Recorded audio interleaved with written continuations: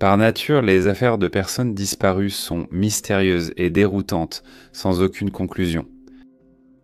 Elles sont pleines de demi-vérités, d'indices étranges et de descriptions bizarres. En 2014, Lars Mittank, 28 ans, s'est enfui en hurlant de l'aéroport, juste après avoir enregistré ses bagages pour son vol. Il sortirait en courant de l'aéroport en direction d'une forêt locale, et on ne le reverrait jamais.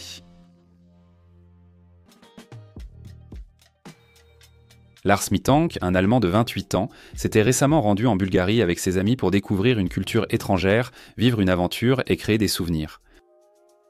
Ils se sont arrêtés sur la côte de la mer Noire bulgare, aussi appelée la Riviera bulgare pour sa beauté, son climat chaud et sa clientèle aisée. D'après ses amis, ils ont passé du temps à la plage, nagé dans la piscine de l'hôtel, joué au football et fait la fête en boîte de nuit. Lars était un passionné de football et suivait le Werder Brême, portant souvent le maillot de son équipe en se promenant dans Varna. Pendant les 5 jours entiers où lui et ses amis ont fait cela, Lars est constamment décrit comme calme, détendu et de bonne humeur. Cependant, son ami Tim a remarqué que Lars mangeait peu, se contentant souvent d'un bol de soupe ou d'une salade.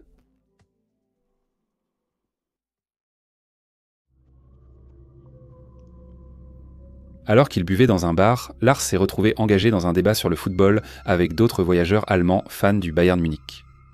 Le débat s'est transformé en dispute, ce qui a finalement conduit Lars à se séparer de ses amis et à quitter le bar seul. Les amis de Lars sont rentrés à l'hôtel pour dormir, mais lui n'est pas revenu.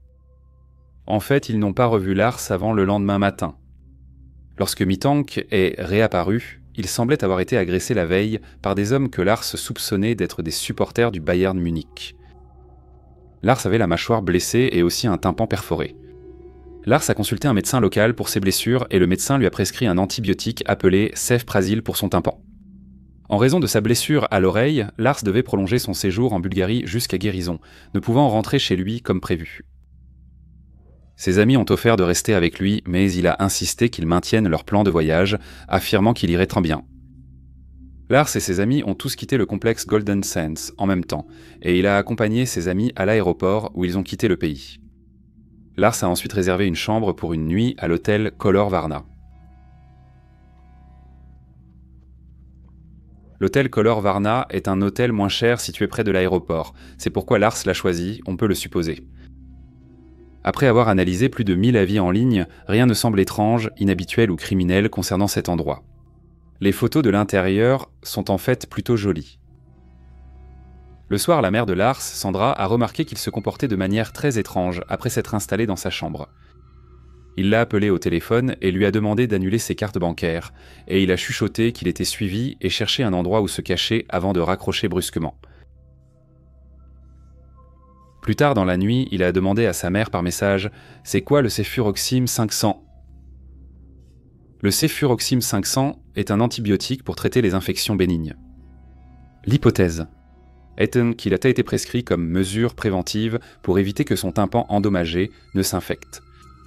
En examinant les interactions et les effets secondaires du médicament, il semble s'agir d'un antibiotique bien toléré et couramment prescrit, dont les effets secondaires sont similaires à ceux de tous les antibiotiques, à savoir la diarrhée, les nausées et parfois des vomissements. En cas d'allergie, les symptômes sont éruption cutanée, démangeaisons, urticaire, difficultés respiratoires et gonflement. Des symptômes dont Lars ne souffrait manifestement pas, vu qu'on l'a vu courir partout. Le matin, il a appelé sa mère une dernière fois et lui a dit que les personnes qui le poursuivaient n'aient se rapprocher. Son téléphone était presque à plat, alors il a raccroché pour préserver la batterie. Lars a pris un taxi pour l'aéroport tout en textant sa mère durant le trajet. En arrivant au terminal, il a écrit à sa mère pour l'en informer. Avant de prendre l'avion, il devait être examiné par un médecin en raison des effets de la pression en cabine sur les problèmes d'oreille. Il a trouvé le médecin de l'aéroport, s'est assis en face de lui pendant que ce dernier l'interrogeait et évaluait son état. Le docteur Kostov l'a autorisé à prendre l'avion, mais a en même temps remarqué un comportement étrange. Lars ne faisait pas confiance aux médicaments qu'on lui avait donnés pour son oreille, et le médecin doutait qu'il les prit. Lars était clairement mal à l'aise et anxieux, et lorsqu'un ouvrier du bâtiment est entré dans le bureau, Lars a murmuré « Je ne veux pas mourir ici. Je dois sortir d'ici. » Il s'est levé brusquement et a quitté la pièce. Il a abandonné ses bagages, ses papiers d'identité et ses affaires, puis il a couru hors de l'aéroport jusqu'à l'entrée, où il a marché pendant 1 minute ou deux, l'air confus, avant de repartir en courant vers la verdure à proximité. Ce fut la dernière fois que quelqu'un vit Lars Mittank.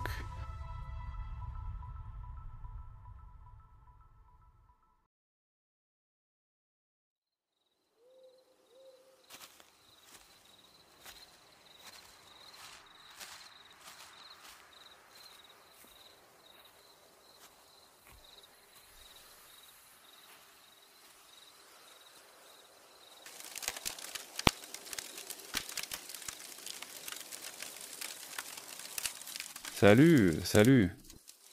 C'est la partie de la vidéo où je vous donne mes théories ou mes réflexions basées sur les preuves que j'ai vues et où je parle des différentes théories qui entourent cette affaire. Il y a plusieurs théories liées à cette affaire et il y en a une que je n'ai jamais vue suggérée auparavant parce que c'est moi qui l'ai inventée. Tout d'abord, la théorie de la bagarre dans un bar allemand.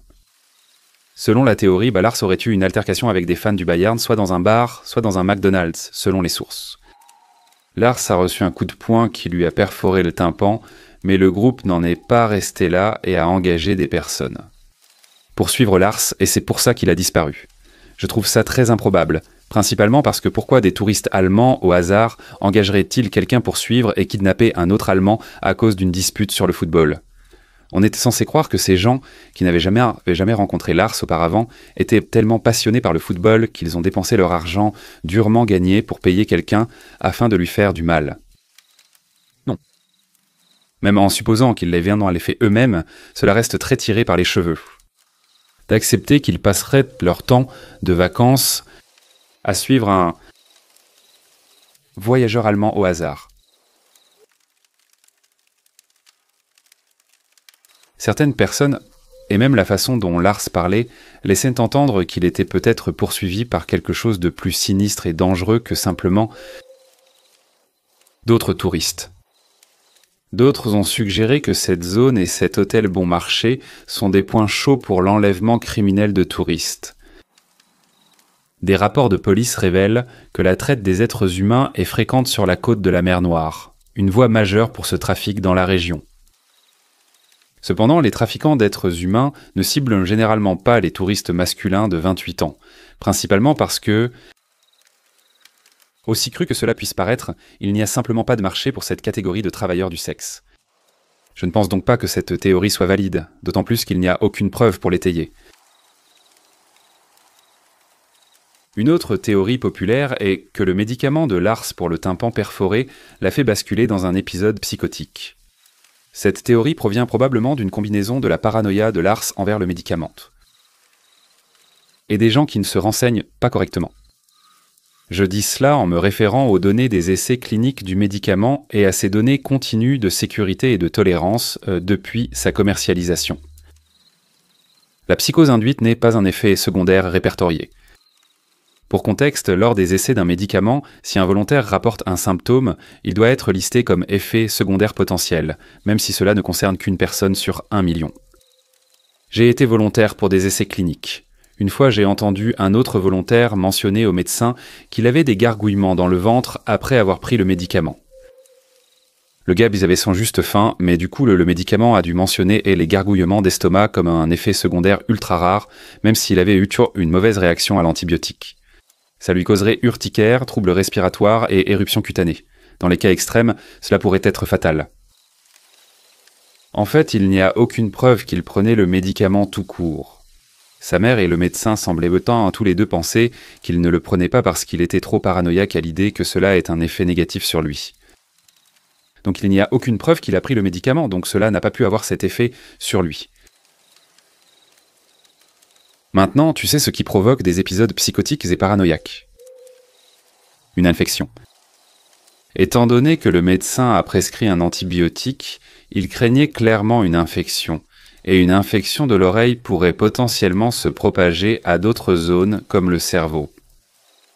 Je pense qu'il est bien plus probable que Laurent souffrait d'une infection légère qui s'est aggravée progressivement, ce qui correspond aussi au fait qu'il ne prenait pas ses médicaments. Parce que si c'était le cas, pas d'infection, pas de problème. Cela peut entraîner paranoïa, délires et psychoses.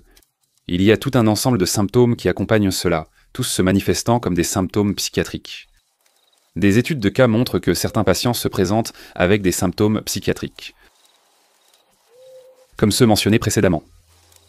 Des scanners ont révélé un gonflement et des signes d'infection cérébrale.